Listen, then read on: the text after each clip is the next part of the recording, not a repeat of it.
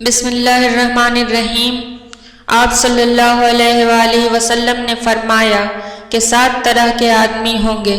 جن کو اللہ اس دن اپنے سائے میں جگہ دے گا جس دن اس کے سائے کے سوا اور کوئی سایہ نہ ہوگا۔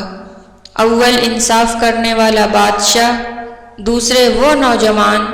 جو اپنے رب کی عبادت میں جوانی کی امنگ سے مصروف رہا، تیسرا ایسا شخص جس کا دل ہر وقت مسجد میں لگا رہتا ہے،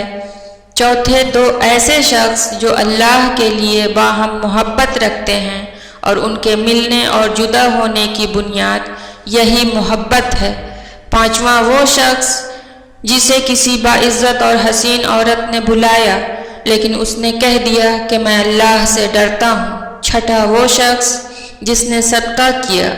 مگر اتنے پوشیدہ طور پر کہ بائیں ہاتھ کو بھی خبر نہیں ہوئی کہ وہ اپنے ہاتھ سے کیا خرچ کیا، ساتواں وہ شخص جس نے تنہائی میں اللہ کو یاد کیا